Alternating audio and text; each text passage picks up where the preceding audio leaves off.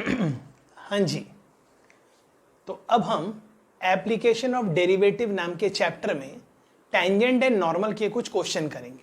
Okay, अब ये जो क्वेश्चन है ये एक पैराग्राफ क्वेश्चन है, मतलब ये एक पैराग्राफ है और इसके बाद इसके अंदर 3 क्वेश्चन आएंगे। तो सबसे पहले हम रीड करते हैं पैराग्राफ क्या लिखा है, ध्यान दीजिएगा। अ कर्व, आई होप आपको दिख रहा है सब। A curve passing through origin, मतलब हमारे पास एक कर्व है, कर्व का नाम मान लो f ऑफ x है, y equal to f of x is passing through origin and 2,4, मतलब आपका कर्व ओरिजिन से भी पास हो रहा है और 2,4 से भी पास हो रहा है। Okay, comma through a variable point a, b, मतलब उस कर्व में एक वेरिएबल पॉइंट है a, b। On the curve lines are drawn parallel to the coordinate axis, मतलब उस कर्व में एक पॉइंट है p, a, b, उससे अपन ने पैरेलल लाइन ड्रॉ कर दी है कोऑर्डिनेट एक्सिस को। आगे the ratio of the area formed by the curve, क्या the ratio of the area formed by the curve y equal to f of x, x equal to 0, y equal to b, to the area form by the curve y equal to f of x, y equal to 0, x equal to a is 2:1। जी, यही आपका question है। तो सबसे पहले आपको ये question लिख लेना है, और ये एक बार आपने क्वेश्चन लिख लिया फिर हमें पता करना है कि ये कर्व क्या है। तो ख्याल करिए सर, सबसे पहले तो हमें मालूम नहीं कर्व कैसे दिखेगा, तो मान लीजिए कुछ भी एक कर्व है, मुझे नहीं मालूम ये सही है कि गलत है, कुछ तो भी एक कर्व है। इस पर एक वेरिएबल पॉइंट है p, a, b।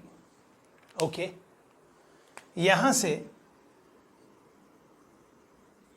ओके आपने पैरेलल लाइंस ड्रॉ कर दिए to the coordinate axis. Okay, अब वो क्या बोल रहे हैं, the ratio of the area form by the curve, curve मतलब ये y equal to f of x, x equal to 0, curve बराबर लिख देते, कर्व यही है y equal to f of x। मुझे नहीं मालूम ये कर्व हमने सही बनाया है कि नहीं बनाया है, ऐसी अंदाजे से कोई भी एक कर्व है। तो पॉइंट P तो यहां पर है, वो तो पक्का है, this is point P, a, b and this is the curve y equal to f of x। Okay, फिर हमने क्या किया, लाइंस ड्रॉ किए x equal to 0, x equal to 0 वाली लाइन ये है, x इक्वल टू 0 मतलब y axis, and y equal to b मतलब ये वाली लाइन। अच्छा, मतलब कर्व x एक्सिस और ये लाइन, मतलब वो शायद इस एरिया की बात कर रहा है। इसका हमने नाम रखा है A1। Okay, to the area form by the curve y equal to 0, y equal to 0 मतलब ये x axis, and x equal to a मतलब ये, मतलब शायद वो इस एरिया की बात कर रहा है।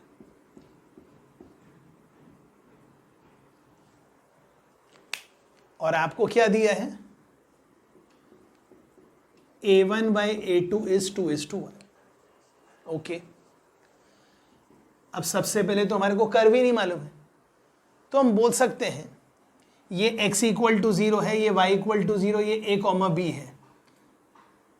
तो आप समझ गए, मुझे अगर एरिया a1 निकालना है तो वो हो जाएगा total area is ab minus, मैं ये जो a2 वाला एरिया है वो लिखता हूं, वो है 0 से लेके a तक, आई रिपीट 0 से लेके a तक इंटीग्रेशन, और ये लिखा है f of x dx।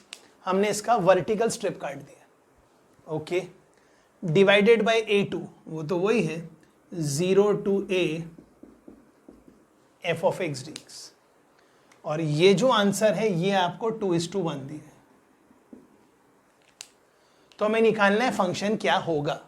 Okay, question तो हम लिख चुके हैं, तो अब हमारे को क्वेश्चन की जरूरत नहीं है। अब हमने क्या किया, इतने बड़े इंटीग्रेशन को, मान लिया इस एरिया का नाम एल्फा है, किसको, a2 को,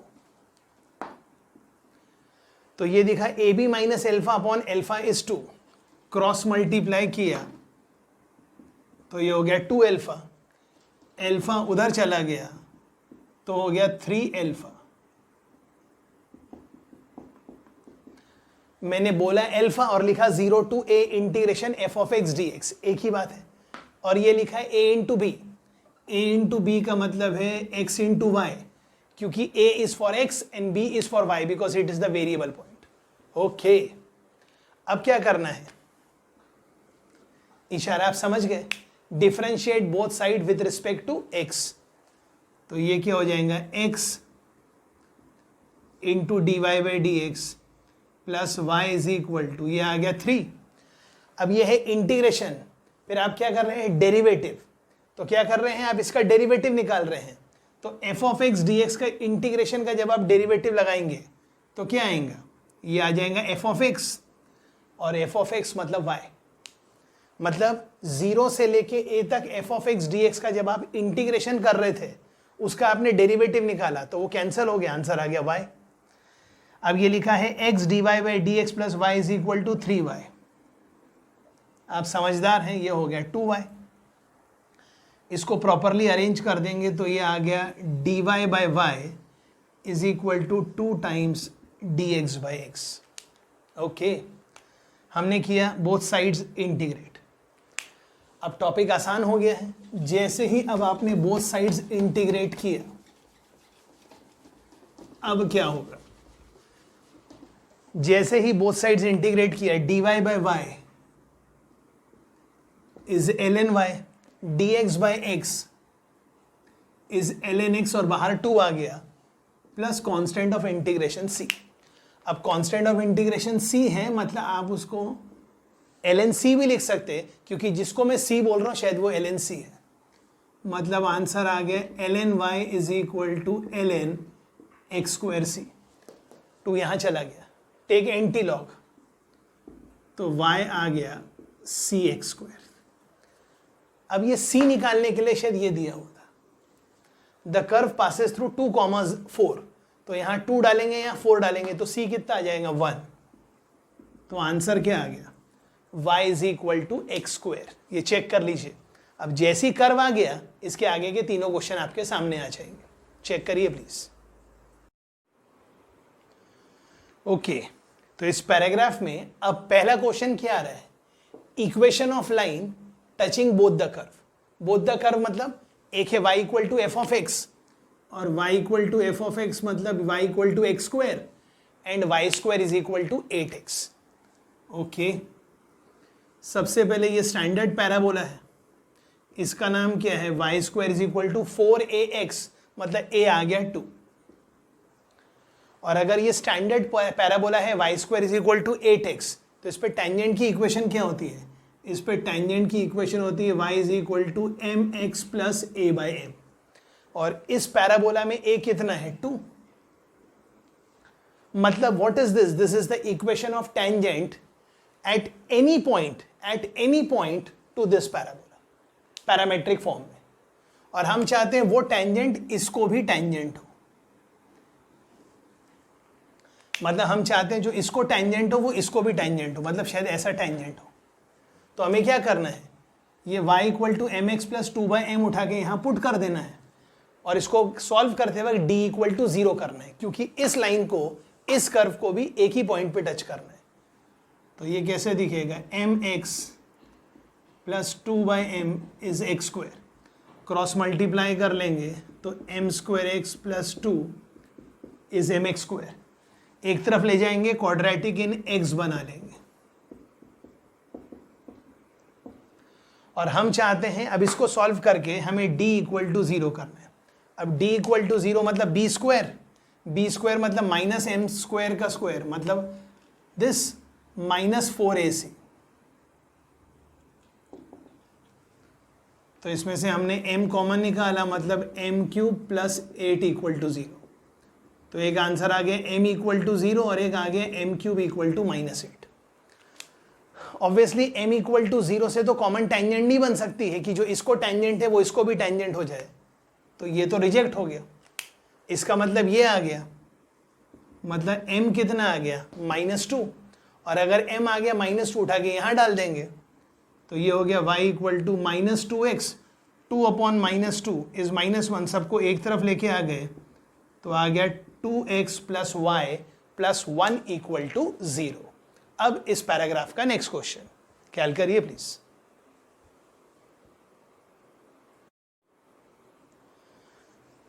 हाँ जी, तो हमने function y equal to x square determine कर लिया, इस पैराग्राफ का पार्ट 1 कर लिया। अब part 2, pair of tangents, pair मतलब दो, pair of tangents are drawn from 3,0, obviously 3,0 x axis पे है, to the curve y equal to f of x, pair of tangents, ये जो मैंने ग्रीन कलर से बना दी।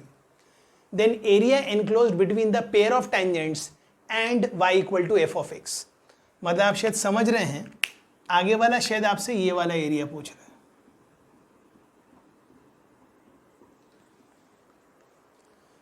तो सबसे पहले मैं क्या करता हूं, कर्व का नाम है y equal to x square, जिसका नाम f ऑफ x है, उसका नाम है x square.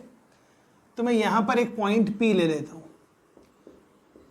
Alpha comma alpha square, done. अब हम क्या करेंगे, कर्व है y equal to x square, तो हम सबसे पहले पता करेंगे कि इस कर्व पे जो टेंजेंट होगा इस पॉइंट पे उसका स्लोप क्या है। हम इस टाइप का टॉपिक पहले भी कर चुके हैं, बहुत आराम से देखिएगा। कर्व है y equal to x square, हमने इसको डिफरेंशिएट किया obviously with respect to x, तो आंसर आ गया 2x। और फिर हम निकालेंगे dy by d x at point P, dy by d x at point P, मतलब एल्फा कॉमा एल्फा स्क्वायर, तो आपका स्लोप क्या आ गया 2 एल्फा। मतलब आप कह सकते हैं ये जो ग्रीन कलर का लाइन बना है उसका स्लोप 2 एल्फा है। और अगर आपको इस लाइन पे लाई करने वाले 2 पॉइंट मालूम है तो आप इसी लाइन का मतलब इसी टेंजेंट का स्लोप एक और तरीके से निकाल सकते हैं, और वो स्लोप क्या होगा, वो होगा alpha square minus 0 upon alpha minus 3, और यही तो होगा 2 एल्फा। तो इसको क्रॉस मल्टीप्लाई कर लेंगे तो क्या हो जाएगा, alpha square is 2 alpha square minus 6 alpha. Okay, सबको एक तरफ ले आएंगे तो आएगा alpha square minus 6 alpha equal to 0, मतलब alpha into alpha minus 6 is equal to 0। तो इसका मतलब है या तो एल्फा 0 है या तो एल्फा 6 है। हाँ, एल्फा 0 है, एल्फा 0 है तो वो पॉइंट ये है, और एल्फा 6 है तो वो पॉइंट ये है, राइट। अब हमें निकालना है ये पेयर ऑफ टेंजेंट्स और ये कर्व के बीच का एरिया। तो इसका एल्फा अगर 6 है तो आप समझ गए इसका एल्फा स्क्वायर 36 है। और आपको कौन सा एरिया निकालना है, जो मैंने शेड किया। तो आपका जो रिक्वायर्ड एरिया है वो क्या होगा, सब लोग ख्याल करिए, आप लोग का जो रिक्वायर्ड एरिया है, अगर आपने यहां से लेके यहां तक का ये एरिया निकाल लिया तो ये एरिया कैसे निकालेंगे, 0 से 6 F of x D x. लेकिन जब वो आप एरिया निकालेंगे तो कौन सा एरिया निकल जाएगा, वो निकल जाएगा जो आपको चाहिए वो, प्लस ये वाला एरिया भी उसमें ऐड हो जाएगा। मतलब एरिया हो जाएगा ब्लू वाला प्लस ग्रीन वाला, लेकिन हमें तो ग्रीन वाला नहीं चाहिए, तो ग्रीन वाला एरिया नहीं चाहिए तो माइनस कर दीजिए। माइनस कैसे करेंगे, आप देख सकते हैं ये ग्रीन वाला एक ट्राइंगल बन रहा है, और ट्राइंगल का एरिया क्या होगा, हाफ बेस, 6 और 3 के बीच में डिफरेंस 3 एंड हाइट इज 36। और इसको तो कोई भी इंटीग्रेट कर लेगा तो इसका आंसर आ जाएगा एक्स क्यूब बाई 3, 0 से 6, हाफ बेस इंटू हाइट, ये 18 इंटू 3 इज 54, 6 क्यूब 216 बाई 3, मतलब ये हो गया 72 माइनस 54। तो आपका आंसर कितना आ गया, 18। आई होप ये भी क्लियर है, डन। Next part, okay. अब आ रहा है इस पैराग्राफ क्वेश्चन का थर्ड पार्ट। क्या कह रहा है, A B is chord of y equal to f of x, और y equal to f of x मतलब एक्स स्क्वायर। तो ए बी एक कॉर्ड है पासिंग थ्रू 0,1/4। ये देखिए मैंने कॉर्ड बना लिया जो कि 0,1/4 से पास हो रहा है। और हमें निकालना क्या है, locus of point of intersection of the tangents at a and b. मतलब हमने पहले कॉर्ड बना लिया y equal to x square का जो कि 0,1/4 से पास हो रहा है, ए का टेंजेंट बी का टेंजेंट जहां पर इंटरसेक्ट कर रहे हैं उसका हमें लोकस निकालना है।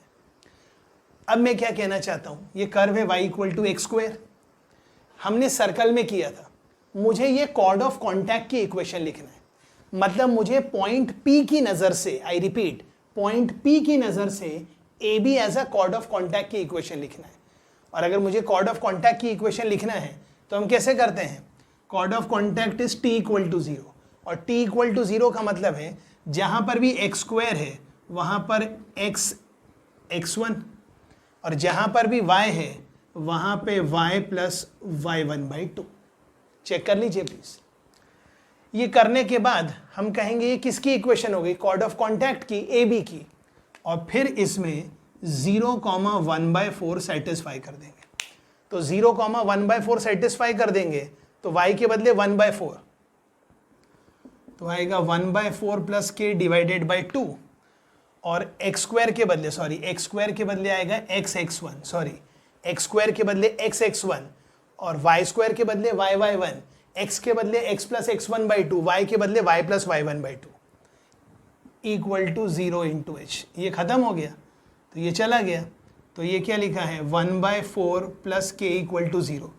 एलसीएम ले लेंगे तो 4k प्लस 1 इक्वल टू 0, और आखिरकार जहाँ k है उसको y पढ़ेंगे और जहाँ h है उसको x पढ़ेंगे, तो आंसर क्या आ जाएगा 4y प्लस 1 इक्वल टू 0।